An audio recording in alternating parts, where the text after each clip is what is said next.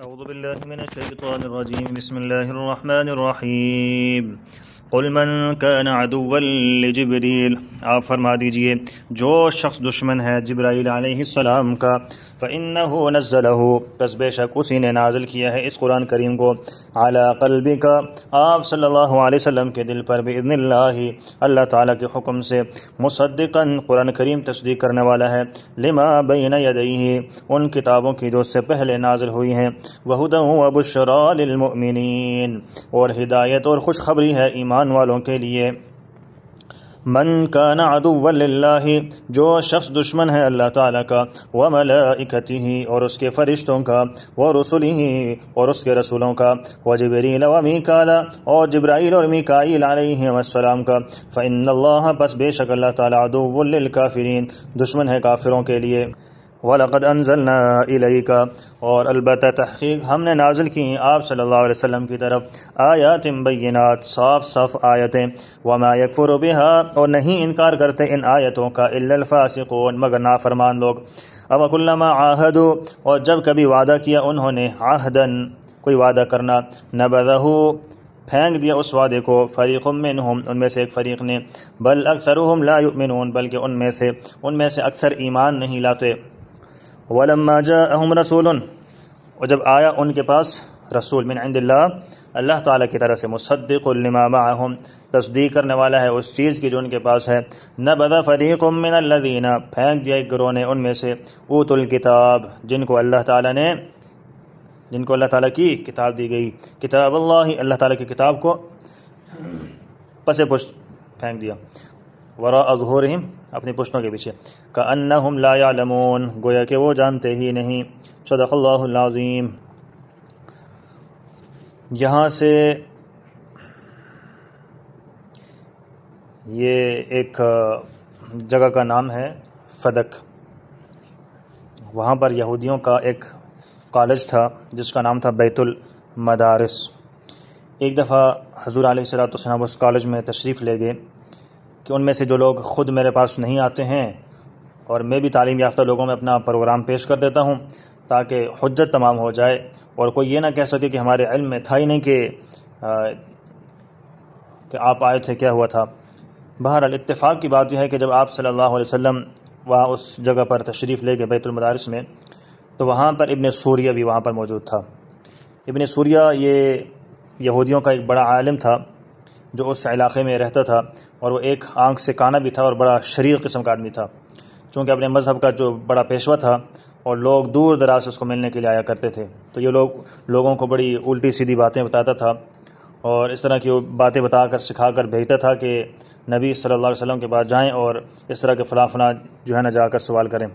تو بہرحال جب حضور علیہ الصلوۃ والسلام وہاں پر چلے گئے تو یہ بندہ بھی وہاں پر موجود تھا، تو وہاں سوال و جواب کا سلسلہ وہاں پہ شروع ہو گیا۔ ہر بات میں وہ بندہ لاجواب ہوا، اس کے پاس کوئی جواب نہیں تھا۔ آخر میں کہنے لگا، اچھا بتاؤ کہ تمہارے طرف وہی کون سا فرشتہ لاتا ہے؟ تو آپ صلی اللہ علیہ وسلم نے فرمایا کہ جبرائیل علیہ السلام میرے پاس وہی لاتے ہیں۔ کہنے لگا، یہ تو ہمارا دشمن ہے کہ ہماری چغلیاں لگاتا ہے آپ کے پاس، ہمارے بڑوں کے جو عمل تھے وہ بذریعہ وہی آپ کے پاس وہ باتیں آپ کو پہنچاتا ہے۔ تو فرمایا اگر جبرائیل کی جگہ میکائیل ہوتے، جن کے ذمہ بارشوں کا نظام ہے، میکائیل کے ذمے، تو پھر ہم آپ پر ایمان لے آتے۔ تو ان کا یہ کہنا تھا کہ میکائیل اگر آپ پہ وہی لاتے تو ہم آپ پہ یقین کر لیتے، مان لیتے، لیکن ہم جبرائیل کی وجہ سے ہم آپ کے اوپر ایمان نہیں لاتے۔ تو اللہ تعالیٰ نے فرمایا، قل من کان عدوا لجبریل، جو شخص دشمن ہے جبرائیل کا،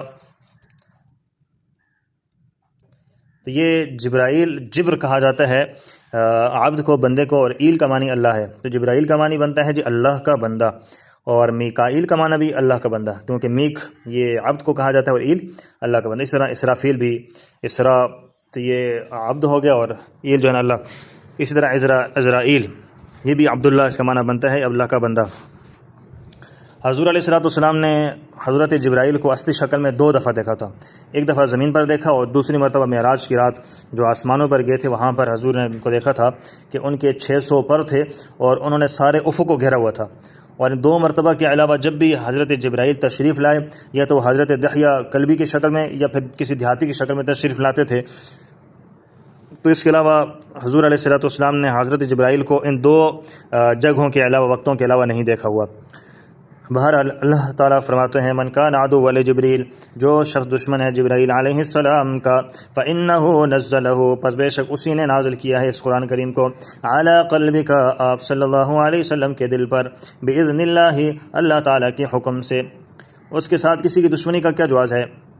جبرائیل کے ساتھ کس بات کی دشمنی ہے؟ وہ تو کلام الہی آپ کے قلب پر اللہ کے حکم سے نازل کرتا ہے، وہ تو اللہ کا حکم بجا لاتا ہے، خواہ وہ حکم آپ کی موافقت میں جاتا ہے یا مخالفت میں جائے، اس میں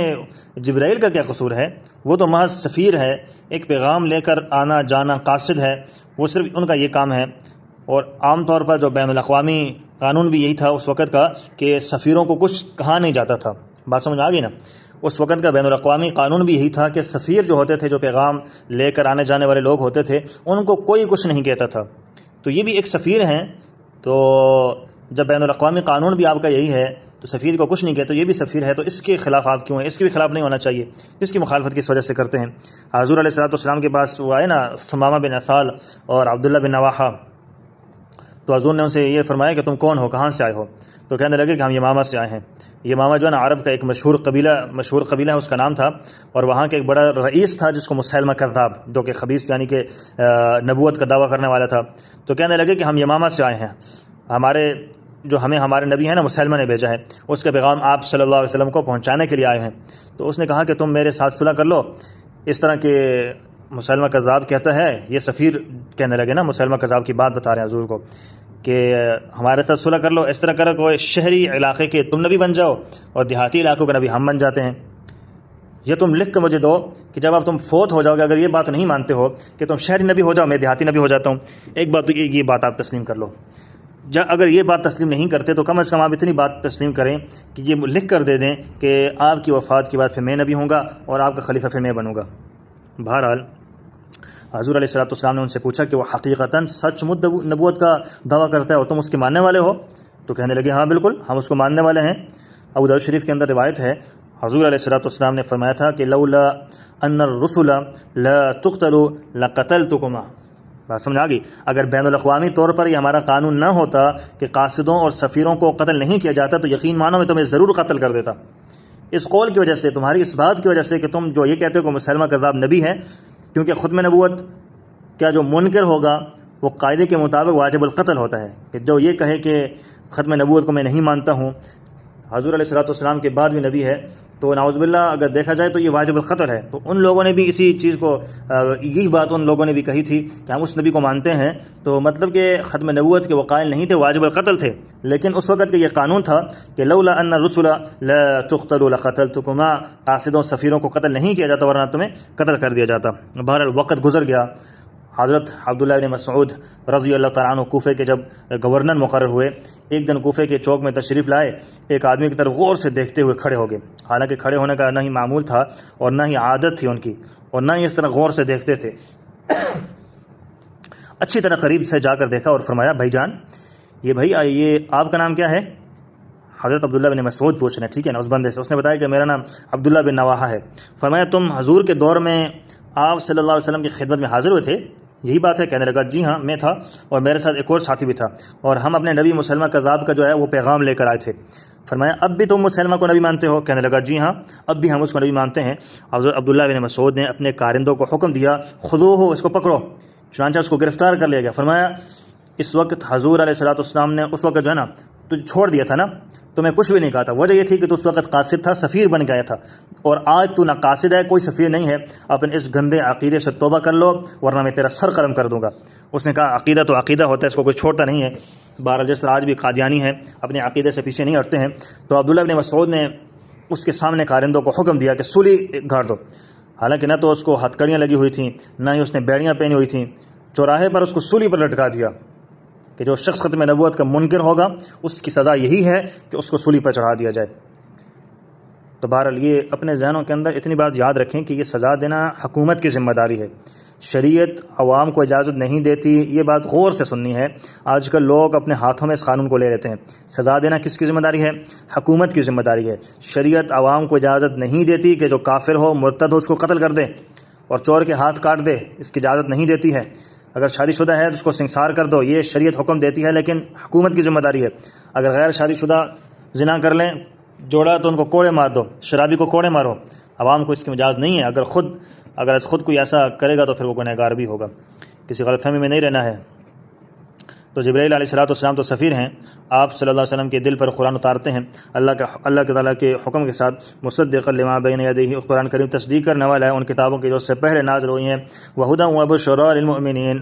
بالکل نری ہدایت اور خوشخبری ہے ایمان والوں کے لیے، ماننے والوں کو رب تعالیٰ کی رضا اور جنت کی خوشخبری سناتا ہے۔ فرمایا من کان عدوا للہ، جو شخص دشمن ہے اللہ تعالیٰ کا، وملائکتہ، اور اس کے فرشتوں کا، ورسلہ، اور اس کے رسولوں کا، وجبریل ومیکائیل، اور جبرائیل اور میکائیل کا۔ ان دونوں فرشتوں کا ذکر خصوصیت کے ساتھ کیوں کیا جی؟ وجہ اس کی یہ ہے کہ حالانکہ ملائکہ میں یہ بھی شامل ہیں، کیونکہ ابن سوریہ جو تھا ان کے نام لیے تھے، اسی لیے ان کا ذکر جو ہے نا یہاں پر تذکرہ فرمایا، کیونکہ اس نے ان کا تذکرہ کیا تھا۔ اللہ تعالیٰ فرماتے ہیں فَإِنَّ اللَّهَ عَدُوٌّ لِلْكَافِرِينَ، پس بے شک اللہ تعالیٰ دشمن ہے کافروں کا، جو اللہ تعالیٰ کے احکام کا انکار کرتے ہیں، اس کے رسولوں کا انکار کرتے ہیں، اور اس کے فرشتوں کا انکار کرتے ہیں، جبرائیل اور میکائیل کے ساتھ دشمنی رکھتے ہیں۔ حدیث قدسی کے اندر یہ بات آتی ہے کہ من عاد ولیا فقد بازرته بالحرب، جو شخص میرے دوست کے ساتھ دشمنی کرے گا، جو شخص میرے دوست کے ساتھ دشمنی کرے گا، میرا اس کو جنگ کا الٹیمیٹم ہے۔ یاد رکھیں یہ بات، کوئی آدمی اللہ والوں کے ساتھ عداوت کر کے سکون میں نہیں رہتا ہے۔ جو اللہ کے قریب لوگ ہوتے ہیں ان کے ساتھ دشمنی رکھو گے تو خود ذلیل و خوار ہو جاؤ گے، لہٰذا اللہ کے دوستوں کے ساتھ دشمنی نہیں رکھنی ہے۔ وَلَقَدْ أَنزَلْنَا إِلَيْكَ آيَاتٍ بَيِّنَاتٍ، اور البتہ تحقیق ہم نے نازل کی آپ صلی اللہ علیہ وسلم کی طرف صاف آیتیں، وَمَا يَكْفُرُ بِهَا إِلَّا الْفَاسِقُونَ، اور نہیں انکار کرتے ان آیتوں کا مگر نافرمان لوگ۔ أَوَكُلَّمَا عَاهَدُوا، اور جب کبھی وعدہ کیا انہوں نے، عَهْدًا نَبَذَهُ، وعدہ کرنا پھینک دیا اس کو، فریق منہم، ان میں سے ایک فریق نے، بل اکثرہم لا یؤمنون، بلکہ ان میں سے اکثر ایمان نہیں لاتے۔ ولما جاءہم رسول من عند اللہ، اور جب آیا ان کے پاس رسول اللہ کی طرف سے، یعنی محمد صلی اللہ علیہ وسلم، مصدق لما معہم، تصدیق کرنے والا ہے اس چیز کی جو ان کے پاس ہے، تورات، زبور، انجیل اور باقی جو صحیفے ہیں ان پر۔ نبذ فریق من الذین، پھینک دیا ایک گروہ نے ان میں سے، اوتوا الکتاب، جن کو اللہ تعالیٰ نے کتاب دی تھی، کتاب اللہ، اللہ تعالیٰ کی کتاب کو، وراء ظہورہم، اپنی پشتوں کے پیچھے، یعنی انہوں نے اللہ تعالیٰ کی کتاب